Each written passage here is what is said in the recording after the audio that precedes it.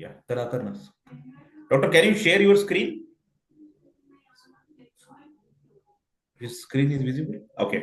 Now I welcome all of you on behalf of Ashish Life Science for this knowledge sharing webinar on the very important topic, that is management of Haemoprotozoal diseases in ruminants. I am Dr. Amardeep.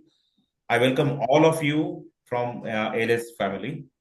For today's webinar, we have a very important person who is directly associated with the field practices of veterinary industry, and obviously you might have seen his name. He is Dr. Malcolm. And as a brief introduction of Dr. Malcolm, he is already the heading the Veterinary Association of Zambia as a vice president. He's a chairperson up to 2027. And the most important aspect is he's himself is a well-known veterinarian in Zambia. He has done his bachelor's of veterinary medicine from the University of Zambia. Also, he has a certificate in cattle artificial insemination. As far as his achievements are concerned, he's a chairperson, as I said, in Veterinary Association of Zambia. Also, he's a chairperson of Veterinary Council of Zambia from June 29 till 2020, and also he will be heading this same position. So, Doctor, over to you. If you can just start with your small brief, and thank you so much on behalf of Ashish Life Science that for such a short notice you have accepted to deliver this webinar on very important topic, that is management of Haemoprotozoan diseases in ruminants. And as we all aware, just the monsoon, was there, and so that's why this particularly Haemoprotozoal diseases will take upper hand. So everybody is aware about that. What are the Haemoprotozoal diseases now? All veterinarians will be having their separate treatment of regimen, their specific medication to treat this one. But still, we want to hear from you. So, Doctor, thank you so much, and I welcome everyone, including Dr. Malcolm, for this knowledge sharing webinar. So, Doctor, over to you. All right. Thanks so much, Doctor, for the kind remarks. And we are grateful to everybody who has joined us today to discuss this very important topic and a very great threat to ruminants in the world. And we are grateful to Ashish Life Sciences for making this possible. And we hope that we're going to have a very fruitful interaction. And like Doctor said, I mostly do work with food animals, especially ruminants. And I've had the privilege of being one of the few veterinarians to reach far, far, far areas in the countryside and have had a few of what the implications of these diseases are very, very practically. So we're looking at the topic, the management of Haemoprotozoan diseases in ruminants. These diseases are responsible for worldwide infections, in humans, in animals, and even in humans, and this is more so in the tropics and subtropics. What it is there's inadequate information on the. Doctor, sorry. Can you share your PPT, because I guess we are not able to see your PPT. Just stop and reshare, please. Hello. Yeah, doctor. Are you getting me? Yeah. Can you? We can't see your presentation. Can you share your presentation, please, one more time? Okay.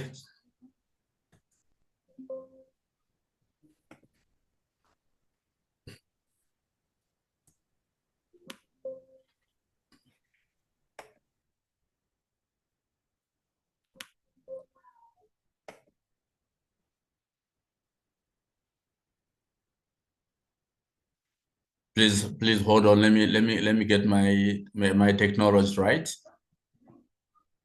Yeah. Exit.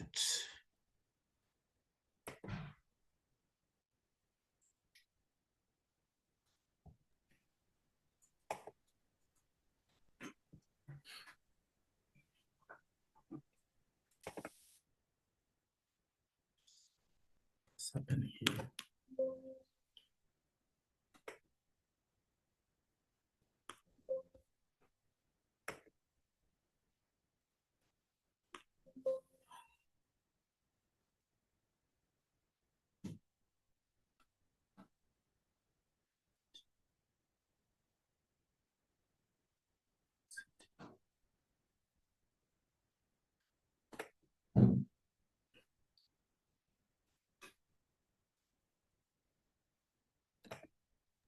Yeah, doctor, can I help you? Yeah. Have I shared now? Yeah. It is just sharing. Yeah, now we can see your presentation, doctor. Please go You can ahead. see me. I'm so Yeah, sorry about that. no worries. Go ahead. You bear with me. Normally, I'm in the cow with the cows in the field. All right. Yeah, Hope I everybody understand. sees me, and I'm sorry for that.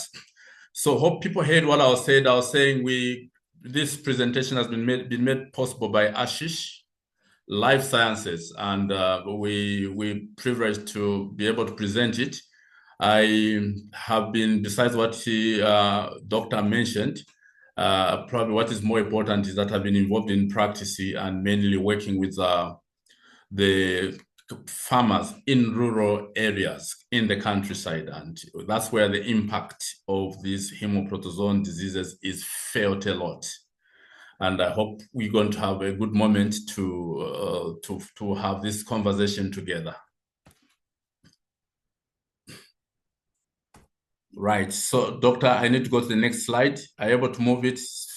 Yeah, Sticking here. you can just click on the down key and you can go ahead. It seems to be. Down arrow key, and go ahead. It's getting stuck here. Just unshare and then again share so that you can use this one. It got hanged.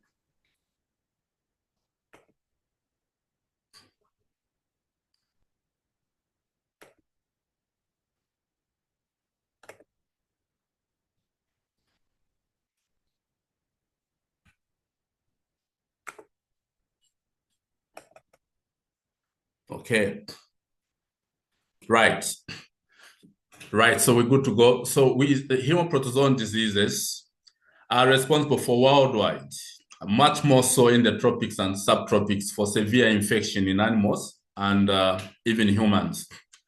Though there is inadequate information on their distribution, abundance, and factors that affect their occurrence. Actually, in many countries, including Zambia, this is entirely lacking, according to the findings of Simonza and the group. As there have been a lot of issues around how we handle this, and there have been arguments sometimes. Are we able to eliminate all tick population in the world? Very, very difficult. Do we allow a situation where we develop, the population develop immunity and achieve what is called endemic stability? That's a situation where you have, for example, cows in cattle populations infected by ticks that have the diseases or the pathogens, but they do not get the disease. Then you look at their adult populations, you will find that they have, very good immunity and they're not dying. That's what's called endemic, stability. People have argued for to have that, but experience has shown that stress, for example, in this country, in Zambia, we experiencing drought this year. Stressing moments due to lack of feed, lack of pastures, and lack of watering points definitely would disturb this endemic stability. And therefore, it's important that we look at how we we manage these diseases without thinking that we can rely on endemic stability. So we are saying among the most notable of these haemoprotozoan diseases are East Coast fever. It's also corridor disease. It's also called corridor disease. Then you have anaplasmosis, it's babesiosis, heart water, which is also called caldriosis. Babesiosis is also called red water. Anaplasmosis is also called Gauss sickness. And then you have also trypanosomiasis, which is, a zoonotic disease. It means it's transmitted through, animal species and then affects human beings. These diseases have a lot of economic impact. And they will cause up to 100% mortalities. That's one of the greatest economic impact that you see. And what you will realize, like in this country, is mostly smallholder farmers are affected. The other impact that you see in terms of economic implications is loss of draft power. or lowered working efficiency, these animals are used. Most of the world, where especially Africa, is not mechanized. You see, so they're the one that use plow. They're the one that draw plows for planting the maize, the crops that are very very important for the economics of the rural areas, especially. If you looked at Zambia, for example, most of the maize harvest, the bumper harvest, when it's there, it comes from the draft power that is delivered by the animals, the cattle. So in terms of global economic losses, there's been no data that has been put in place. However, Tanzania, there's a study that established that there's a loss of about 364 million US dollars, including estimated mortalities of 1.3 million cattle. That's quite huge. And definitely we need to discuss these haemoprotozoal diseases. And like I said, the smallholder farmers are mostly affected. And in Africa, and that's according to the Indaba for Agricultural Policy Research Institute, an organization found in Zambia, there was a report they presented that over 90% of livestock, cattle, and most small ruminants, they are actually in the hands of the smallholders. That's in Africa. Okay, and these are the most affected. Commercial farmers hardly suffer losses because they have capacity to access expert advice, and they also have the necessary resources to buy the necessary medicines and the acaricides, which are the medicines in case we are having people who are not veterinarians attending this webinar. We need to be explaining some of these things. The medicine, the dips that are used to ensure that the heads are protected. And what we've also seen among the smallholder farmers that we have worked with, that have run head health plans, and I'm sure some veterinarians that have joined us are able to attest to that, they have also had a level of protection, a level of appreciation of the head health plans when they have worked with the professionals to ensure that head health plans are put in place to reduce the impact or indeed the occurrences of these diseases. The challenge has been consistent appreciation of preventive medicine among smallholders. At one stage, they tend to think, oh, it's all right, they rest and they relax. And that's why they usually face a lot of losses. And so we are saying smallholder farmers who have accessed head health plans have had significant reduction in the incidences of the disease.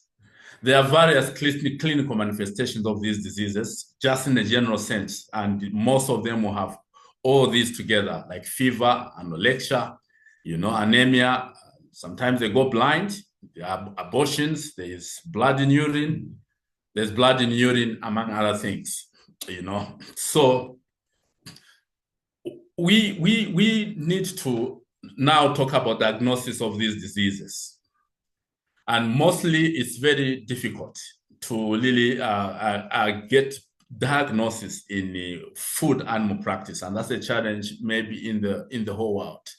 It's not as advanced as what has been happening in companion animals. But generally, the diagnosis is based on provisional diagnosis. And that requires that people understand the epidemiology of the disease. Where are you? Where are you? Where is the animal sick from? For example, I am sitting as I'm making this presentation on the eastern side of the capital city of Zambia, and just about 50, 60 kilometers from here, you reach a place near a game reserve, and you have a lot of sensor flies. So when you see animals losing condition and being anemic in such an area, then based on where you are, based on the epidemiology of the disease, then you are able to have a provisional diagnosis that would be very helpful. So laboratory methods normally are used, to diagnose these diseases, because these diseases have what is called pathognomonic signs. These are clear signs. These are signs specific to a given disease. They have no pathognomonic signs. Though you would be thinking especially in late stages of the infection, like in ECF, when an animal starts having edema in the lungs and thoracic cavity, the fluid in the lungs, and begins to have that soft cough and reactive lymph nodes. At that stage, if you say it's East Coast fever or corridor disease, you are more likely to be right than not. So I would be thinking at that stage that could be pathognomonic. But generally, no literature has assigned any pathognomonic signs to any of these diseases. So common diagnostics have involved microscopic demonstration of the infective stages or the parasites, infective stages in the blood or tissue fluids or the parasites, and has traditionally been used. But the problem with that one is it's not very sensitive. It's not very sensitive and fails to distinguish those organisms that have infected animals that are similar, in terms of morphology. Diagnosis, we continue, and so of course there have been recent developments that have included the use of serological tests. And the beauty with those tests have been very, very simple, but they lack also specificity. They do not have very good capacity. When we say they lack specificity, they do not have good capacity to tell us if an animal in a population is negative. You check the animals, that these animals are, if they are truly, it has said they are negative and they are truly negative. So it tends to miss on those things. So molecular techniques like DNA hybridization assays, like PCR or polymerase chain reactions, ensure the detection of the infection in the latent stage of the disease. I would like to believe that this is to be very, very important for early treatment, because all these diseases, what you realize is, if you do not carry out early treatment, you will get the best medicines the world can supply. If you are dealing with late treatment, the results are usually very bad, especially for theileriosis. So for early treatment or metaphylaxis, and that's what normally I do recommend, that if you see one animal sick and you have diagnosed theileriosis or East Coast fever or corridor disease, the best is you plan metaphylaxis. You treat the rest of the head. Nucleic acid assays are highly sensitive and free from immunocompetence and can differentiate between morphologically similar parasites. That would be a very good one to know which particular parasite has infected or has caused the disease. So the newer diagnostics combined with the traditional ones must now help in the right treatment. You get the treatment wrong, you would have spent a lot of money, but the animal will not recover. But again, from the experience that we've had, the major challenges has been the practicality of going to the countryside. You go 100 kilometers to go and see those animals, and you find provisionally that they are actually having this disease. You get the samples and you take them to the laboratory for definitive diagnosis. That is quite difficult in food animal practice. There was a time when I had to go with a microscope and went and used some germ sustain in a town in Zambia called Mpika. And I was able to do that. There was a genset we had to carry to do that, and we were suspecting tick-borne diseases. We ended up finding some trips in an area that is near the Ruangwa. I think Lower Zambezi, is it Ruangwa National Park or Lower Zambezi National Park? No, Ruangwa National Park. So, sometimes you can do that, but it's not very, very practical. And that's what complicates also the management of these diseases. So we would be suggesting that research is done for very quick field tests with high sensitivity and specificity. You go in the field, you run this test, and quickly it shows you what is happening, and you do the treatment. And hope a lot of research, and development and research and funding is done in the area to ensure that is done. Okay, these are just some pictures to show you some of, the activities we're involved in both small and large scale farmers. So if we looked at these now briefly, what these diseases are is we'll be starting with babesiosis. Real quickly, it affects a wide range of domestic and wild animals. The major impact it has is on cattle. So in endemic areas, what you see is that's in an area where the disease naturally occurs. The cows will have a degree of immunity to about 6 months. Recovered animals are generally immune for about 4 years, and some breeds, especially these that are raised, the breeds that are raised in Africa mostly, and maybe Asia, but the both indicus animals are more resistant to ticks. They're actually resistant to tick attachment, and also, the tick, the infection that results from that. So this will be a very, very important consideration when you look at this at all. We need also to think of these animals that are naturally adaptive to our occasions, to our locations, to design that are more resistant and adaptive to our locations, so that we focus towards keeping those animals in those areas to deal with these, Haemoprotozoan diseases. And this is very important information also when you're designing herd health plan, when you know that I'm going to start thinking of dipping my animals at this age. If they are resistant, like the cows that have a degree of immunity up to 6 months, when do you start dipping them? Probably you may want to be starting dipping them at about 3 months, if babesiosis, at about 6 months, if babesiosis is the major problem that you have in an area. So besides the list signs that we mentioned, that were just a general sign that happened to all of them. What you tend to see almost uniquely here is especially red urine and jaundice. And that's what sometimes this disease is called red water. So at one stage, you see an animal producing red urine. So from that, you're able to provisionally say, I could be dealing with babesiosis. So animals that recover from the acute disease will remain infected for years. In the case of there about 2 major species, Babesia bovis and Babesia, a few months for Babesia, you see bigemina. So in the carrier state, which exists in this disease, you will not see any clinical signs. So let's take note also that there is a carrier state in about all of them.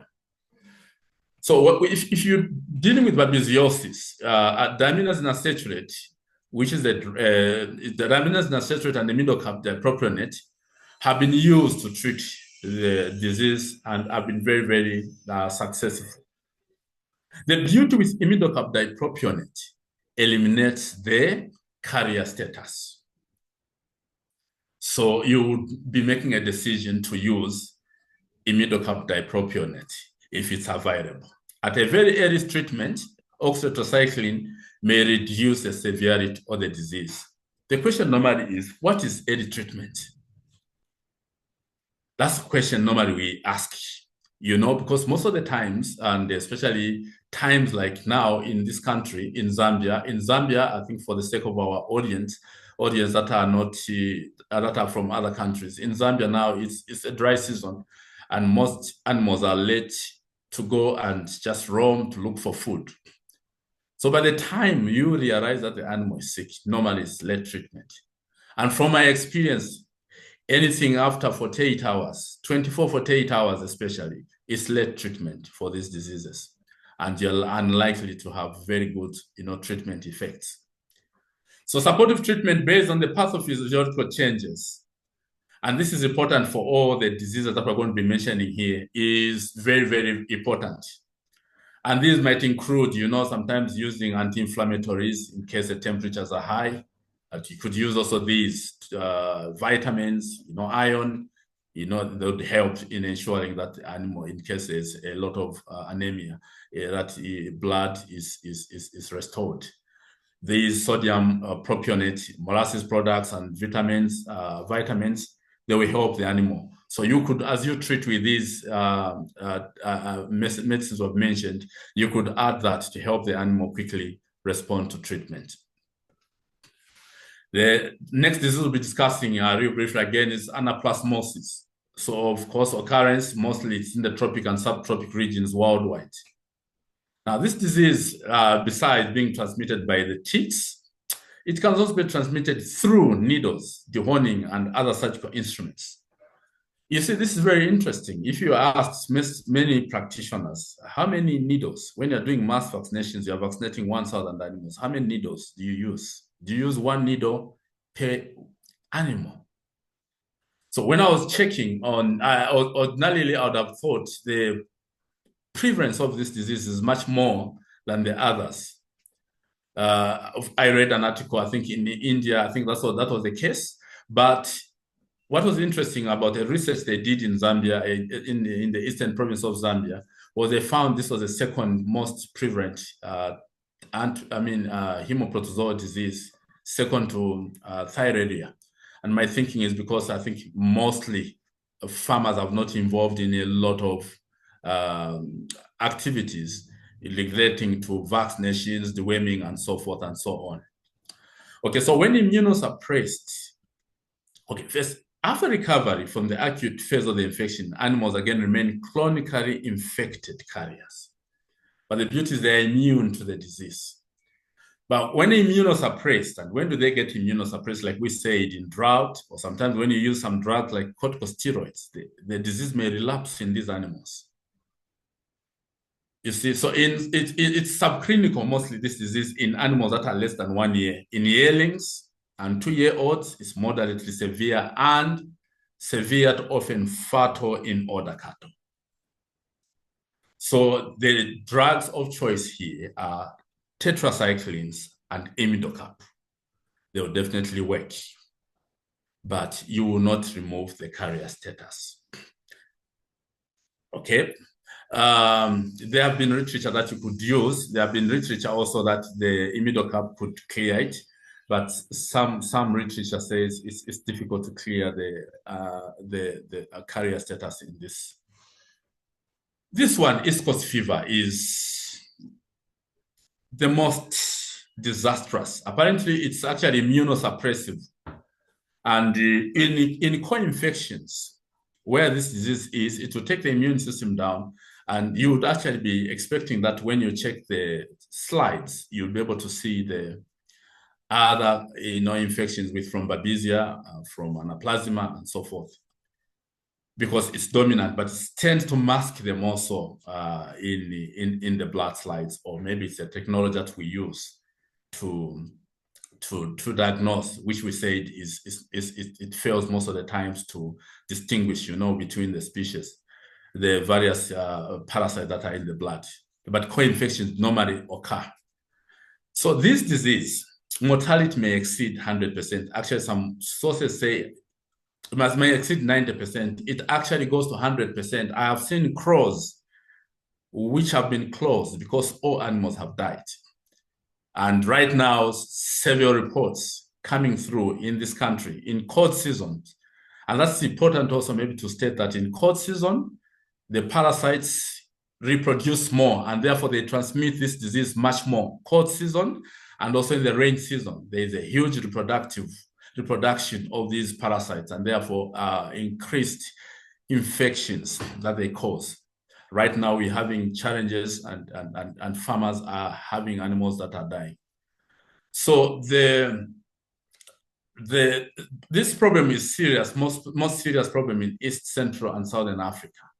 And beside the listed signs, and that's what I mentioned earlier, that's soft cough and the reactive lymph nodes. I would argue that it's almost pathognomonic for me.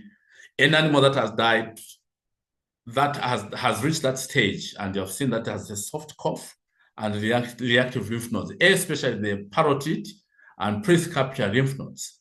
Once you see that, my argument has always been it's East Coast fever. And almost all the samples we have taken to the laboratory, we have confirmed that our presumptional diagnosis or tentative diagnosis was actually as good as a definitive diagnosis. So this is responsible, according to the African Farming Report of 2017. Just a sec, doctor, just a sec. There is one, suggestion that can you again please clarify the treatment of anaplasmosis? The treatment of anaplasmosis. All right, so I was saying anaplasmosis, you use tetracyclines like long-acting oxytetracycline and imidacloprid are used for treatment. Okay, so I was saying that there has been literature that the carrier state remains. Though some literature has said that when you use, actually, some literature has said when you use high doses of oxytetracycline, I should clearly, that was a good question. When you use high doses of oxytetracyclines, it clears the carrier state. Thank you so much for the question. I hope that's all right. All right. So we are saying, according to the African report, African Farming 2017 report, this disease is responsible for 1.5 million per year mortalities of cattle in Africa. Okay, so recovered or vaccinated animals become carriers. Therefore, that's for East Coast fever, and therefore they are sources of future infections. I hope you understand why, and I should have mentioned, you understand why these diseases is actually listed on the World Organization of Animal Health. They're actually listed as notifiable diseases. Okay, and why notifiable? Because World Health Organization, in collaboration with the World Trade Organization, demand that these animals, demand that in a country, diseases like that are reported because there have implications in trade. You know, our World Trade Organization should know what is happening in a country. And some countries, the way they've been eliminating these diseases is not to try and to treat. They've been trying to basically depopulate. And we know that it's very difficult to do that in Africa and maybe also in Asia. So Pavacon and Bipavacon, and combined with oxytetracycline long-acting and that supportive treatment that we mentioned earlier, is effective at early treatment. I usually prefer the use of Pavacon because of the less requirements for retreatment and also the lower doses that are required. Pavacon normally is given at 1 ml per 15 kg, and Bupavacon is given at 1 ml per 20 kgs. And mostly Bupavacon, if you give a treatment early enough, one treatment is sufficient to have animal, recover. Okay, then the trypanosomiasis. This is also zoonosis. Sorry, as you were talking about the oxytetracycline long-acting, see there are few references also, and the practices which people usually follow. So they are also said that when they are using high doses of oxytetracycline via intravenous, either with any drip or anything else. So that also was yielding very good results to them. Yeah, so please go through again. I missed what you said. The oxytetracycline, what you mentioned earlier, like you said that is long-acting oxytetracycline. But when it was a plain oxytetracycline, whether it is 10% or 12%, depending on the country, oxytetracycline. So there are few references also available, and the practitioners, they mentioned that they got good results when they were using this oxytetracycline with high doses via any drip or saline. Okay. All right. No, I hear you. That's good to hear. All right. Okay, so can we continue on the trypanosomiasis? This is also sleeping sickness. Okay, it affects also human beings. So the senseflies it's transmitted through senseflies. You see, basically all domestic animals are affected. So the domestic animals will act as reservoirs for human infections. And the key signs you see here is weight loss, anemia, and in endemic areas, like I did mention, you can make a presumptive diagnosis So the understanding of epidemiology is very important in the practice of veterinary medicine, especially food animals. All right. So the therapeutic and prophylactic drugs that are used are the aminazine citrate and asometamedium. Apparently, asometamedium is actually both therapeutic and prophylactic. In other words, it's both used for treatment and prevention. Okay. So when we talk about management of these diseases, we are saying you should focus on preventive medicine. That's very, very important. If we are going to run after these diseases, they happen and we begin running after them, and that's the case in most of this country. I think I can talk about the experience we have here. You tend to receive lots of calls when farmers have problems. But if farmers are going to focus on preventive medicine or preventative medicine, we are going to have less incidences of these diseases. Why should we focus on preventive medicine? Because it gives us an opportunity to practice those early notifications of disease, or indeed to stop their transmission. Right. So if we don't do that, we'll notice them late and we'll get these unsatisfactory treatment results. This should be important to be emphasized. So besides that, there's a creation of the carrier status that we mentioned. So under preventive medicine, one of the focus areas should be dipping, spraying, or indeed polling, or you can apply powders. You can apply insecticide, impregnated, ear tags. Ear tags that are impregnated with insecticides. Of course, they have all their downsides, So if you spray and dip the animals, you will stop the ticks from transmitting the diseases. These theileriosis, anaplasmosis, babesiosis, and actually also heart water. You see, and some acaricides that also have insect repelling properties like the pyrethroids will be helpful in ensuring that sensor flies do not transmit trypanosomiasis. That's about dipping and spraying, and it's a very, very important aspect of preventive medicine. So there are arguments and that how often do you dip your animals? What has worked efficiently, though it creates a naive population, is weekly dipping or spraying. And I think I recommend that, looking at the losses that happen worldwide. So dipping, spraying, pouring, and some injectable formulations could be used at longer administration intervals. Some forms of ivermectin have been made, and they would last and protect an animal for 3 months. Okay. Yeah, so we are saying the challenge around over dipping, if you like it.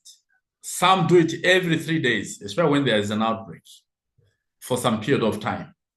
The challenges would be you are going to create a naive population that one day may actually succumb to the disease. That argument that I raised earlier, do you create an endemic stability situation? The argument is you do not want ticks on your animals, or you want a few ticks. But I would recommend weekly dipping. And that's what I do, even for my heads. And that's what I advise most of the farmers that we work with. And even when they're smallholder farmers, they have not faced the challenges their counterparts have done, who have been doing dipping 2 weeks intervals or 3 weeks intervals. The challenge with those who do 2 weeks intervals, sometimes animals get lost. By the time you see them, you're dipping the animals once in a month. And it has really resulted in a lot of damages. So several challenges exist around ticks, the challenges around the use of acaricide now. Several challenges exist around the use of acaricides. And that's the most used method for controlling haemoprotozoan diseases. And the challenges have included the development of resistance by the ticks. And this has made this not sustainable. Very few new acaricides are being developed. So resistance development has been one of the key challenges. And the cost. Every year, acaricides are becoming very, very, very costly. And what you see among most farmers here is they do not buy an acaricide because it's more efficacious than the other, but they'll buy it because it's affordable. And if it's affordable for 10 years, they'll be using the same acaricide. And what we see also here is lack of coordinated use. I have been on the argument that if you are in a district, I don't know what other countries call district, or something like you say, a place with similar epidemiological activities, better farmers in that area are coordinated to use the same acaricide at the same times and change at the same time. And this is a problem, especially in a communal grazing. Today, I would have sprayed my head with acaricide A, and my head goes to mix with those animals that will be sprayed next week. They have ticks, and they begin to get exposed in lower concentrations because they haven't been sprayed, but they are mixing with my animals that have been sprayed. They are getting mixed in their mixing, and they're getting exposed in lower concentrations. Nothing has been studied to that effect, but those have been my observations. I think that contributes to resistant development. And the other thing I think contributes to resistant development is the plant versions of these acaricides, because some of them are formulations that are used in plants, and crop scientists are using them. And why I also think that has been the case is what has been happening is when you use these acaricides in communities where there have been a lot of farming activities, you find that the resistance or apparent resistance has been very quick to set in. But for farmers that have settled in very new areas, there are farmers that have gone to settle in very new areas, like in this country, and we have visited them. They use this same acaricide, and the ticks are not dying. I hope people who are very interested in these academics will look at that and study it. Of course, the other challenge has been damage, to the environment of the acaricides. This makes it unsustainable. So the lack of extension services in most of the countries, we have insufficient extension services. So farmers have all the access to these medicines. They'll go to any agro shop and they're going to use it the way they want to do it. One day I went to a place in Zambia called Sinda, about 500 or so kilometers or less, 450 kilometers from Lusaka, I think. Found a farmer who was using an acaricide he had bought since the 90s. I don't know how he kept that 1 liter bottle. He had a head of about 40 animals. Of course, there were a lot of ticks. He trusted that product. When I said, let's change the acaricide, he refused. So we just sent an acaricide for him to go and use. And when the ticks dropped, then he was convinced that was okay. All that is because of insufficient extension, which is also contributing to the impact of, the impact of these haemoprotozoal diseases, and also the inefficiency or the failing acaricides. So we have limited types available. Like in the case of Zambia, mostly either farmers are dealing with amitraz that has been on the market for a long time, or indeed one of the pyrethroids like cypermethrin or deltamethrin, or a combination. Of course, others have been using fipronil, clofenvipos, Samizo, cypermethrin combination, ivermectin and flumixin, and others. These have been used, but mainly what you see here has been amitraz or cypermethrin. So what would be our proposed, solution to this acaricide resistance, the resistance of ticks to acaricides? A lot of research in an area, and we are grateful for companies like Ashish Life, Sciences, that organizations like yours begin to spend a lot of money to do a lot of research so that we can save humanity. You can imagine the global populations of livestock is at risk of these haemoprotozoal diseases, and with climate change, you're likely to start finding them in places that have not been around. I was reading a report that in Mexico, there are actually some resistance that is happening, and America is scared that it might go their way. So we need a lot of research so that we can see what new molecules can be used. Okay, so we have had the literature back then that was saying you need to change the use of this acaricide maybe once in about 12 to 24 months. But current literature shows that actually that leads to resistance development. You need to change much more frequently. Maybe in a month, you change to 2. Okay, and I think that's what you see in this report here. It shows more frequent changes will help in dealing with resistant development. And that has been shown in the combination of acaricides, and that's why some have combined them in combination acaricides. Okay, so use of similar acaricides. I think I've mentioned that the change at the same time in areas with similar epidemiological conditions would help. Right mixtures and concentrations, right dilutions, appropriate application, right dosing, all that should be able to help to deal with this global threat. This is just to show you some of these ticks. I got these from a colleague, Dr. Chorwe. She's been doing a research on this.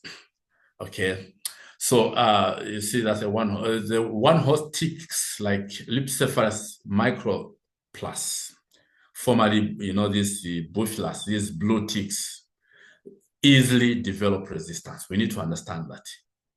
These ticks are actually resistant to most acaricides that have been used for their control. I remember about 10 years ago, one of the farmers, we supplied them some cypermethrin, and one of the farmers joked, this dip is not killing animals. Probably I can even drink it and I will not die. You see, it's not killing the ticks. And there were a lot of Botrytis species, and these ticks on the animals. All right, so these ticks, they do that because they undergo rapid selection in response to selective pressure and in high concentration of acaricides, according to that author there. The first cases that we suspect to have been resistant by the ticks began with these pyrethroids, you see. And now we have seen, amitraz then would seem to work, and now we have seen it. I checked in Kenya in 2013, when amitraz was still working very well here. When I went to Nairobi in 2013 and visited some farmers there, we found that they already had a lot of challenges in amitraz. But of course, reports of resistance to this go as back as the 1960s and so forth and so on, way back. So it's like each country is seeing increases of resistance with time.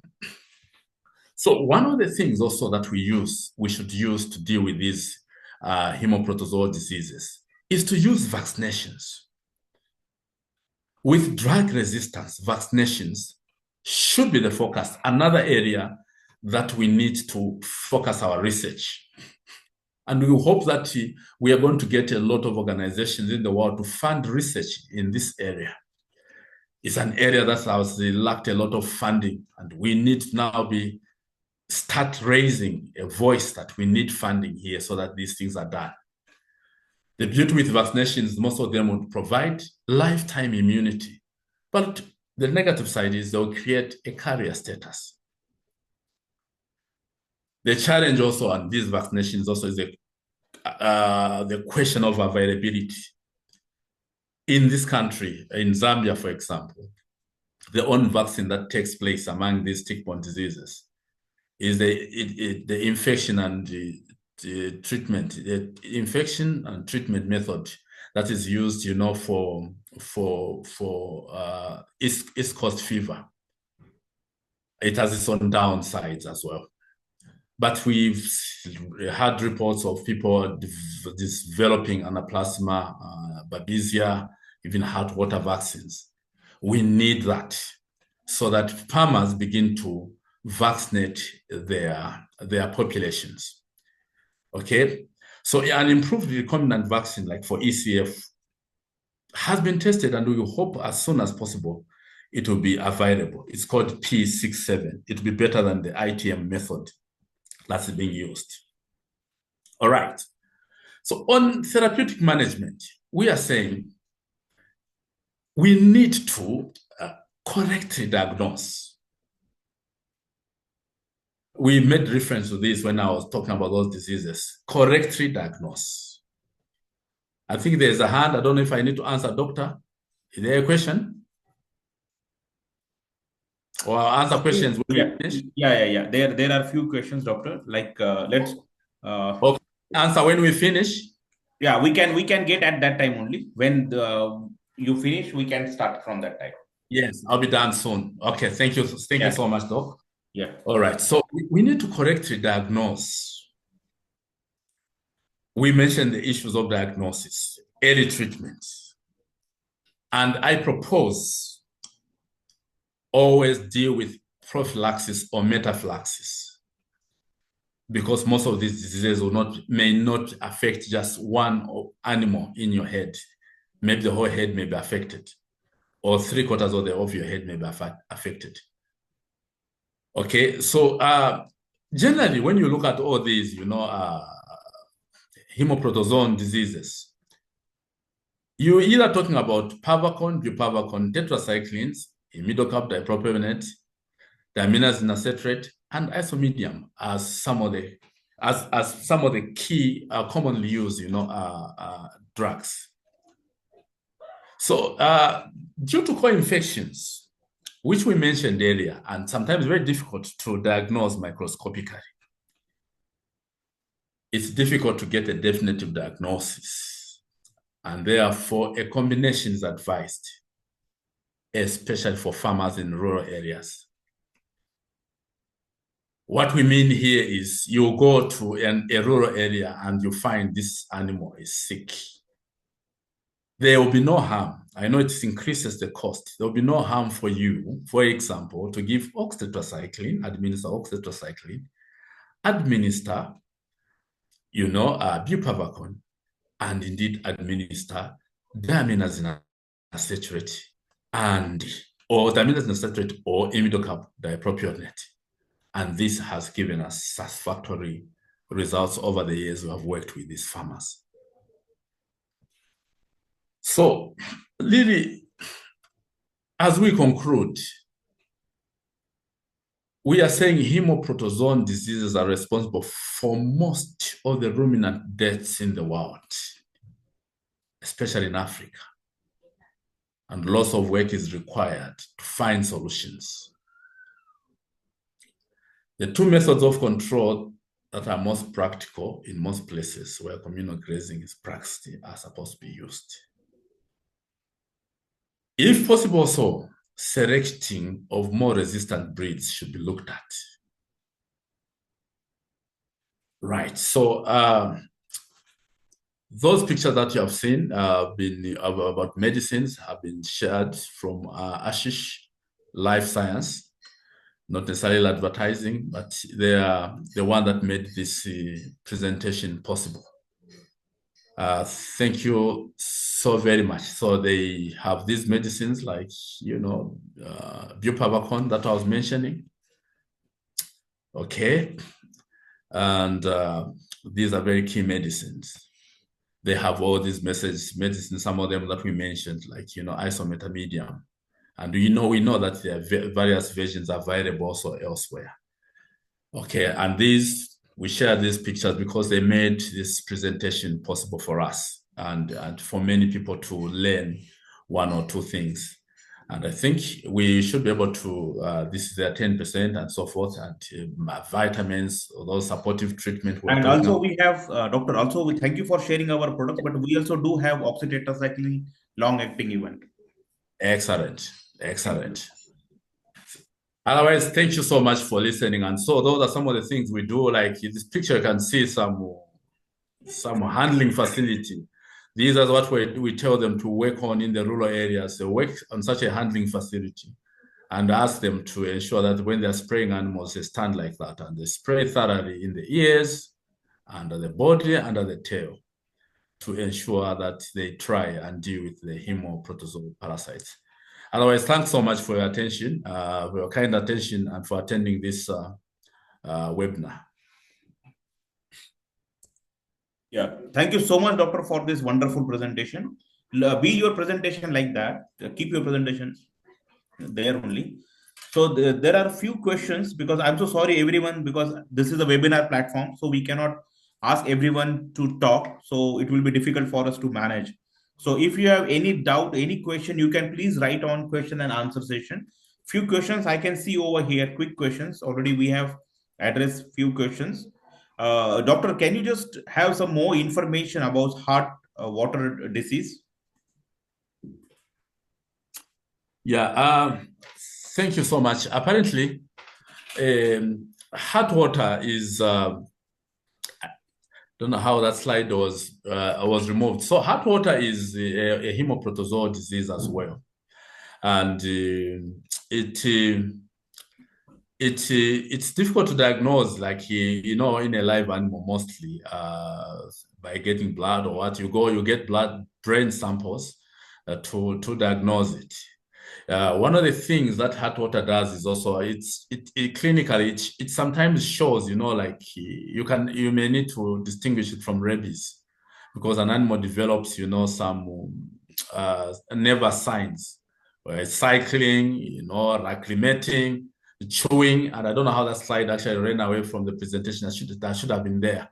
So treatment of heart water, oxytetracycline also works at early stage. Once the animal starts showing those dramatic, signs of mania and aggression, at that stage, you may not be able to get a recovery from heart water. It's caused by, also the ticks, the embryoma species of the ticks. Yeah, thank you so much, Doctor. And when combining, there is a question from Fozia. When combining treatment as advised, do you give the dose of each and do you administer at the same time? That means the medication. So whether you are administering all the medications at same time, or you recommend that it should be given separately? And yes, doc, because there is no antagonism from all those medicines that I've mentioned. So you give it at the same time. The drugs do not have antagonistic reactions. So you give it at the same time, the same dosage as prescribed. Yeah. And there is one word of praise from Adane, that the presentation was very nice. So thank you, Adane, for praising. So there is a question from Clark. Village doctor, please clarify on prophylaxis while having in mind antimicrobial resistance over time. That's excellent. Thank you so much, and thanks. So as an extension veterinarian, I like calling myself a village vet. So that's what they mean there. Thank you. So it's the story of antimicrobial resistance is very, very, very interesting. And if we go to actually the classification of medicines that are contributing to antimicrobial resistance, you check on the World Health Organization website, you will not see any of these medicines that we have mentioned as contributing to that. Well, that is important, but you see prophylaxis is usually done at the rightful dosage and for a specific period of time. So yeah, I doubt that as veterinarians we are contributing a lot, especially in ruminants. We are contributing a lot to antimicrobial resistance. I think that's a conversation that happens a lot in poultry practice. So if we checked in a nutshell, one more find Clark, the majorly used antimicrobial, certainly for prophylaxis as well as for treatment, also will be majorly the Haemoprotozoa. They respond to only oxytetracycline, because most of the times they don't respond to any other antimicrobials. Yeah. Right, doctor? Yes, you're right. Yes. So it's just oxytetracycline. That's what I was saying. And oxytetracycline, if you check on the drugs that are developing resistance, If you check on the WHO website, you will not really find it as one of those drugs where antimicrobial resistance has been developing. Thank you. True. Yeah. Certainly, there is one person who doesn't want to reveal his identity. So he just asked for where I can access the slides for future reference. So we will be putting this webinar on the our social media handles, the YouTube, so you can see there only. Again, one more anonymous attendee. Thank you, doctor, for excellent presentation. Have you ever encountered cases involving mixed hemoprotozoans? If yes, how challenging were they compared to normal infections? How did they handle those? All right. No, that's a very good one.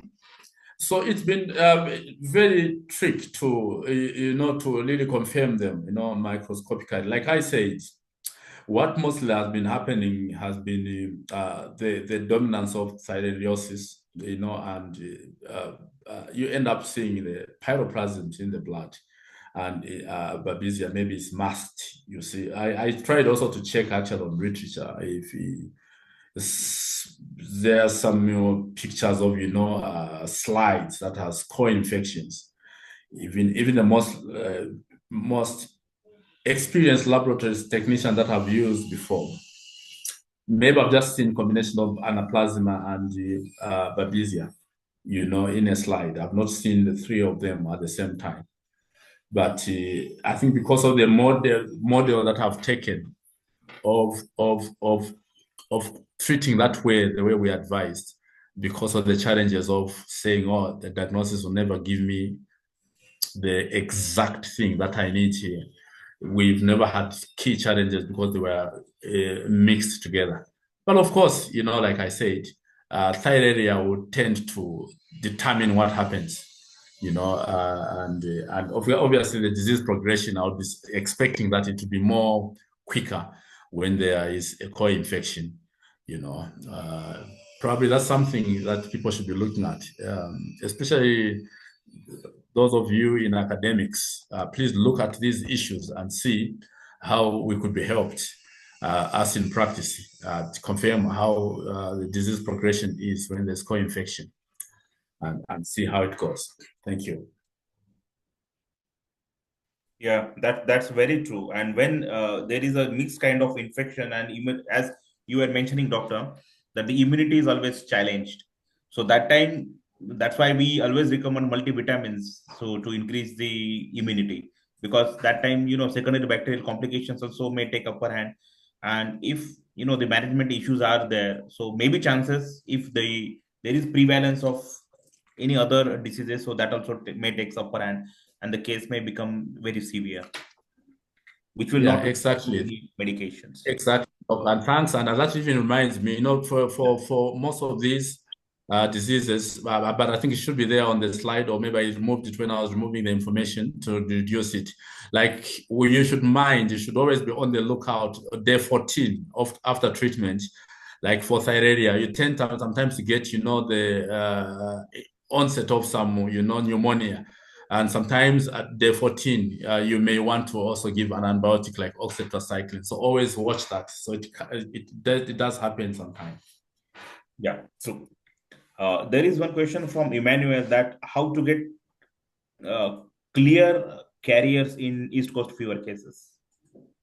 If any thought on that, how to Sorry, clear what's the question? East Coast fever carriers, how we can clear those. So those are difficult to clear. Actually, you would not clear. You will not clear them. The animal die with East Coast fever. So they remain basically carriers and therefore infective for life. And that's what I was saying. That's why in many places where they had eliminated this disease, they had to depopulate. They had to depopulate, the whole populations. So our hope would just be that proper vaccinations are done, and hope we can do vaccines that are able to help us distinguish. I'm not an immunologist, but help us to distinguish the immune system elicited by vaccination and the immune system elicited by an infection. If we can go that way in this field, then that will help us. There's a lot of work to do, and this is a very, very, very, very key topic. Hope some of the people that have listened to us today will really look at ensuring that we could do something, to deal with this situation. You can imagine in the next 10, 15 years, if there are no new acaricides developed, what will happen?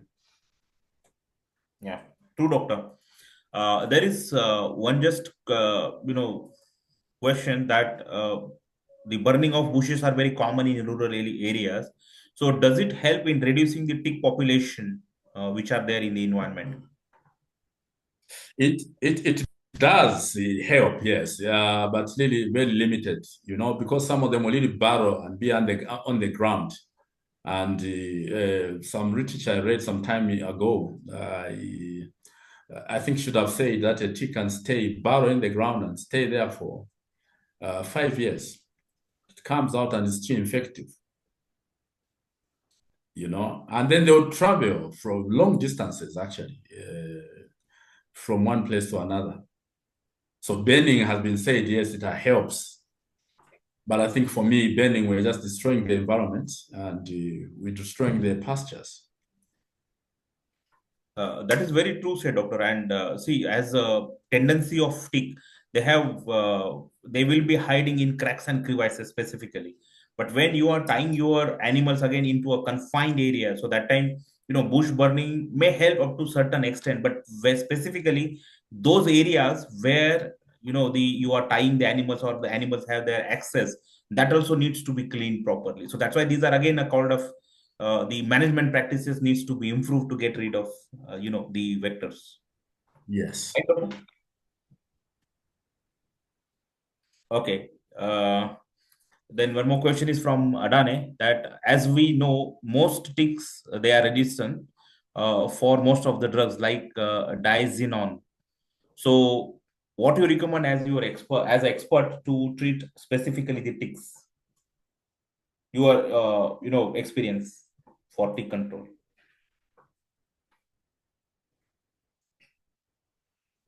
Doctor, are you there? Hello? Hello? Doctor, I guess we lost you, Dr. Malcolm.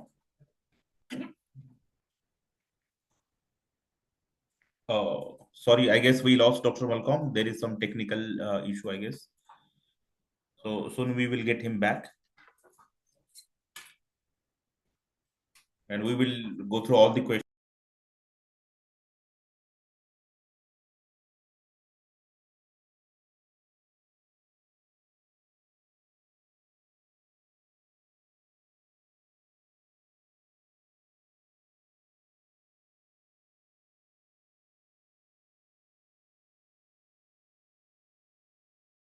I guess Dr. Malcolm lost his connection, so he's just trying to fix it up.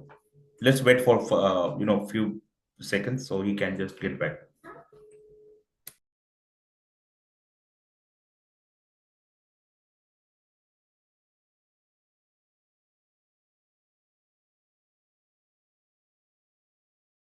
Dr. Nalembe, can you reach to him by local call?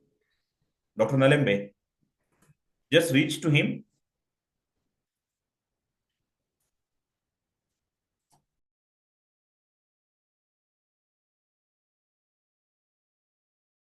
Pradeep, can you ask Nalembe to reach to Dr. Malcolm so that he can join?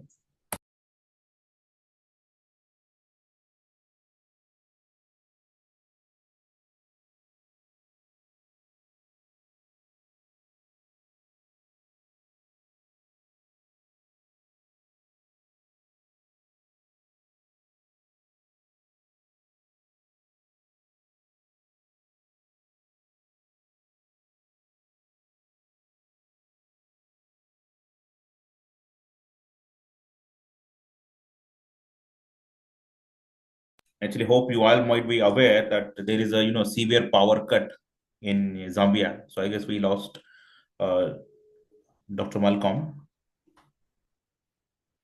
So I will just quickly take the questions if possible. That Yeah, Adane, as you know that there are a lot of medications are available, like the dips are available, spraying are available, so we can use those for get rid of the ticks. There is one question from Fauzia. She's asking for the small ruminants, specifically the goats and sheep, that can we use the same medications? Yes, Fauzia, we can use the same medication for small ruminant as well. Thank you for for the comment, that nice presentation, the anonymous attendee. Thank you for the wonderful presentation. What is the side effect of amidocarb on pregnant cow? See, there are chances, Arnold, that this amidocarb may cross the placental barrier, so there may have some issues with the fetus. So that's why usually uh, people do not recommend this drug in pregnant animals, or one has to be very cautious. Mitras to be effective in tick prevalent in areas. Yes, Fauzia, certainly. Amitras helps in Zambia. Okay, so he's asking a question pertaining to Zambia. And thank you, doctor, for the wonderful presentation. I want to ask the vaccines for protozoa which are available. So yeah, Jeremiah, gang, we will get back to you with this answer, that which are the vaccines which are available, because we don't know exactly where from which area you are. So we will check and we will get back to you with this answer. So I again thank you everyone for actively participating and bearing your patience for this important webinar organized by Ashish Life Science on very emerging topic, that is hemoprotozoal diseases in ruminants. So now we are so sorry that the doctor is not getting connected because of some technical glitches. So quickly we shift to the last portion of the webinar, that is nothing but the lucky tip. So over to you, Disha and Smita.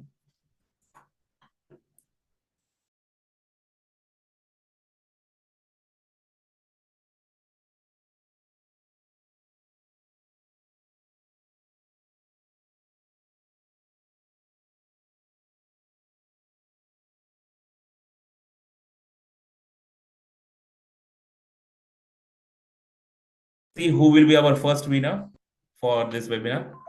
All the best, everyone. Yeah, spin.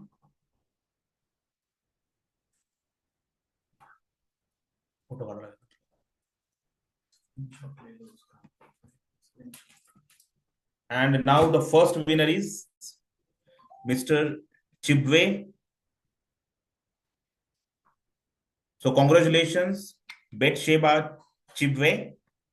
And soon our concerned colleague will get back to you.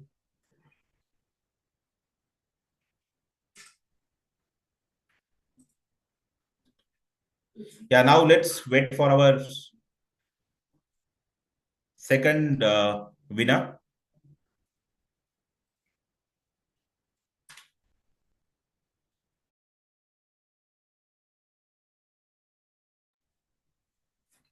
And the second winner for this webinar is Nam Villa, Waka Nam Villa.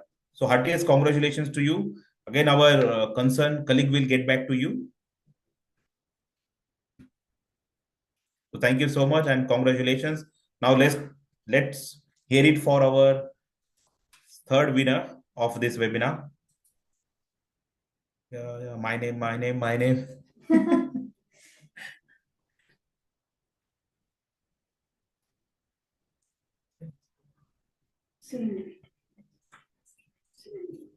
Yeah, okay. Again, this was the last, but let's wait it for one more spin.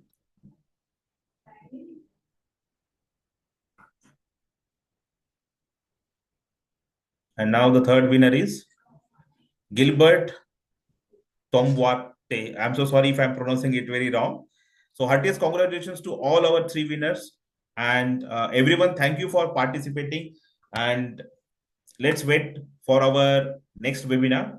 Soon you will get notification for that. So I, again, on behalf of Ashish Life Science, I'm Dr. Amardeep. extending our gratitude and thanks to each and everyone for attending this important session of webinar. So thank you so much, guys. Soon see you in the next webinar. Thank you so much. Have a nice time.